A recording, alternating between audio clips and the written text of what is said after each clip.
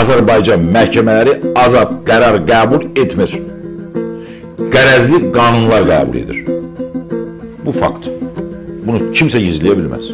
Bu məsələ Azərbaycan məhkəməsindən Avropalı yox, Azərbaycan vətəndaşı şikayətçidir. Azərbaycan vətəndaşı Azərbaycan məhkəməsinin ədalətinə inanmır. Bunlar fakt deyilmi? Baxın, milyon dəfə məhkəmə islahatı ilə bağlı təkliflər vermişik. Demişim, sizin efirdən də demişim. Bəli.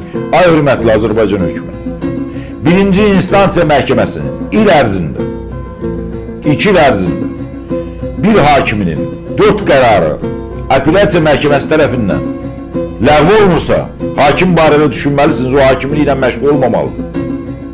Apellyasiya məhkəməsinin 1 il, 2 il ərzində, indi o müddəti müəyyən etmək olur. 2 qərarı ali məhkəmə tərəfindən ləğv olunursa, o hakim işləməməlidir.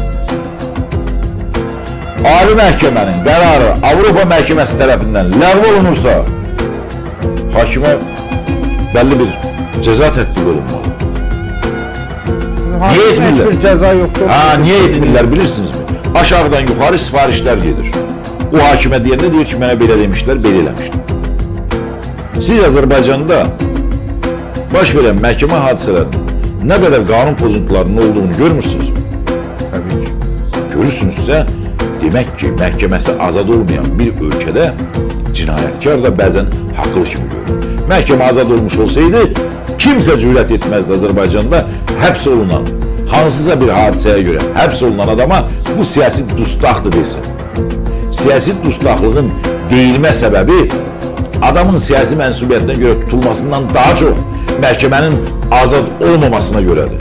Çünki gedər məhkəməyə, məhkəmə açar buraxar, deyir ki, bunun heç bir cinayəti yoxdur. Məhkəmə də aşağıdan nə deyirlər, onu gəlir, həbs edir. Baxın, nə qədər Azərbaycanda narkotiklə şərlənən adamlar var. Baxın, Azərbaycanda siyasi nöqteyi nəzərdə. Polis, nə olub, bunu niyə tutmuşsunuz? Küçədə polisə müqavimət göstərdi. Niyə?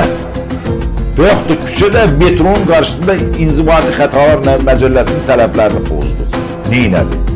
Üzə duran nə qədər ştatlı məhkəmə şahidləridir. Bəli, elə ştat. Azdır, azdır. Bütün bunlarla kim istəyir gətirir üzünə? Gətirir üzünə deyir, mən gördüm. Bugün onlarla belə misal çəkmək mümkün. Bunlar yanlışdır. Bunlar olacağı təqdirdə 600 yox, 1600 siyah təqdim edəcəklər. Bunlar olacağı təqdirdə 5'in buraxacaqsan, 15'i çıxacaq. 20'sini buraxacaqsan, 50'si çıxacaq. Çünki məhkəmənin sistemi dəyişməlidir. Məhkəmə müstəqil hakimiyyət qoludur. İndi bu yerdə sizə bir sual verirəm, İlham bəy. Niyə dəyişmir? Yəni, nə mənada sual verirəm? Bugün dünyanın hər yerində demək olar ki, bəzi hallarda ola bilsin ki, məhkəməyə təsirlər ola bilər. Dünyanın hər yerində ola bilər. Amma bu dərəcədə, misal üçün deyirəm, bir vətəndaşdır, torpaq sahəsi var. Bunu gəlib hansısa məmur zəbt eləyib, tutub. Buna da axı yuxarıdan deyilməyib ki, sən bu məmura qulaq as, vətəndaş. Məmur elə özü yuxarıdır. Məmur elə özü yuxarıdır da. Niyə eşidilir də? Niyə eşidilir? Ona görə ki, məmurdur. O birisinin də ondan işi keçir.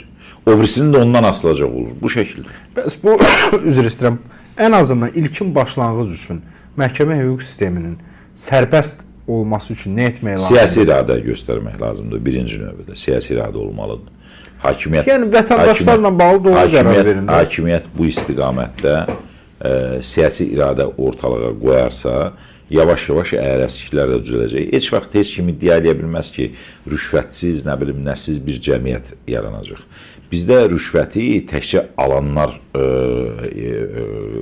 gerçəkləşdirmir. Bizdə rüşvət vermək istəyən çox saylı vətəndaşlarımız var. Hətta vəzifəyə qoy birini, rüşvət vermədən vəzifəyə qoyacaqsan, şübhələnəcək ki, görən nə var ki, burada məni qoyurlar, oraya heç məndən bir şey almadılar. Və yaxud da adicə bir mənzil istismar sahəsinə bir arayış üçün gedirsən, çıxardır 5 manat, heç ondan istəyən də yoxdur, çıxardır 5 manat qoyur. Bu vərdişlərdir artıq. Bu vərdişlər sonraki mərhələdə yavaş-yavaş sıradan çıxacaq. Həyat tərzimizə çevrilməlidir. Amma əvvəlcə siyasi iradə lazım.